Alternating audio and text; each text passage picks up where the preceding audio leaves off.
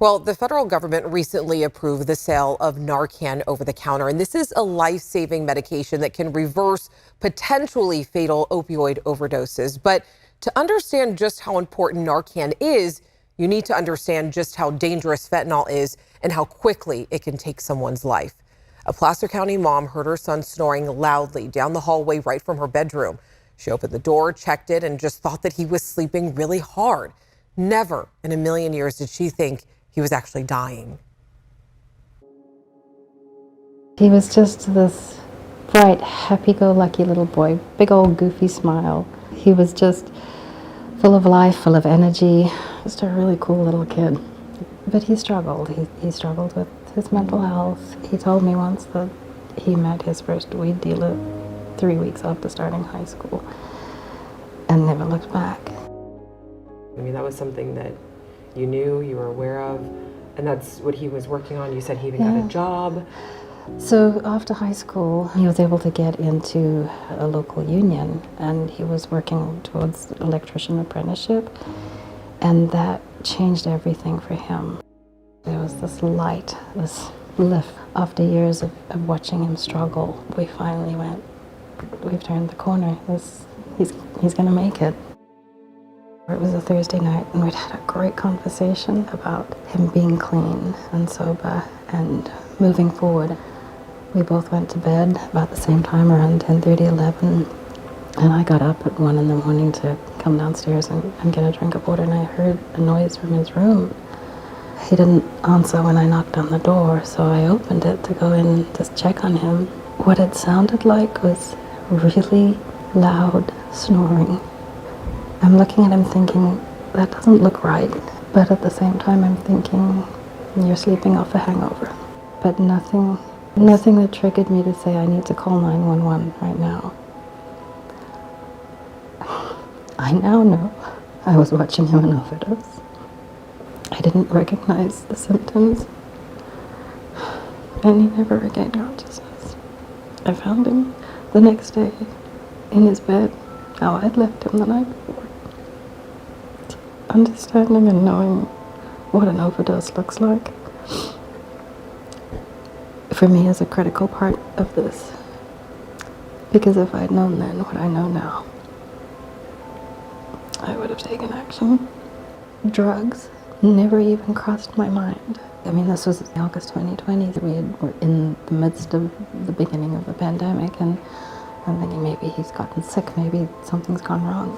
We found out afterwards that he had told his younger brother that he had bought a Percocet that day, and he was going to take it to relieve his anxiety. He was trying to get better.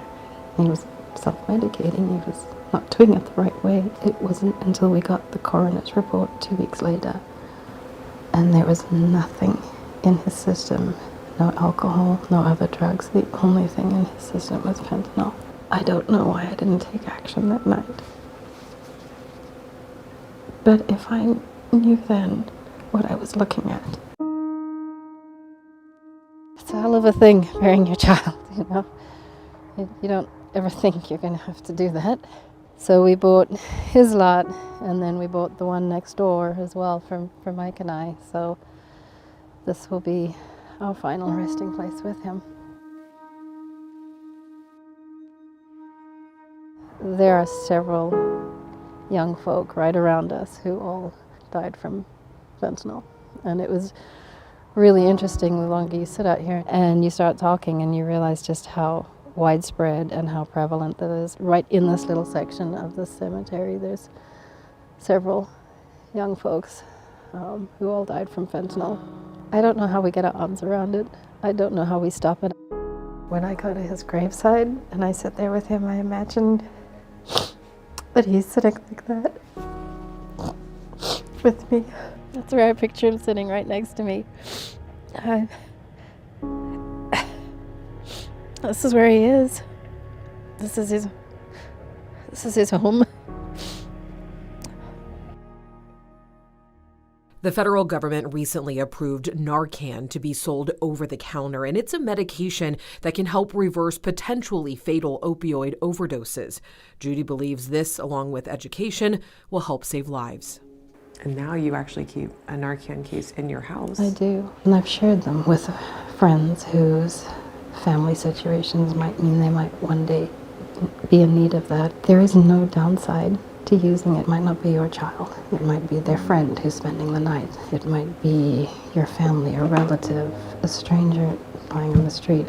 Recognizing what an overdose looks like and taking action, I think, is the biggest message I want to convey, because I don't want any parent to go through what he did. Throughout all of his struggles, that sweet, cool little kid was still there. I know he was 21 when he died, but he was still my little kid.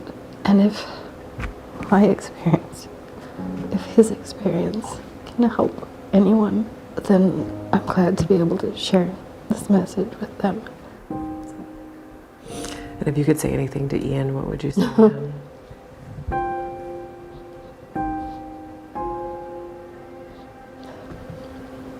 I would say I'm so sorry.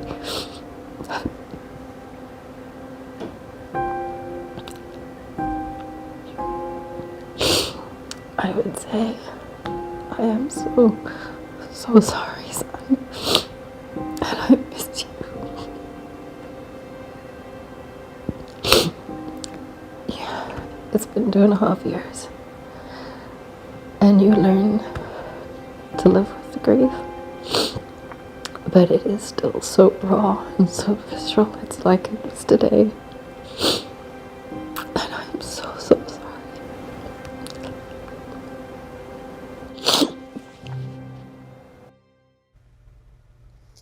Judy was clear with me that her son wasn't what she called a poster child. He struggled. But I do want to be clear that just because someone is struggling, that doesn't mean that they don't need help. And that's where education and access comes into play, because everybody deserves to be treated like a human being. And Judy agreed with me on that, saying that everyone is deserving of our compassion and our care. And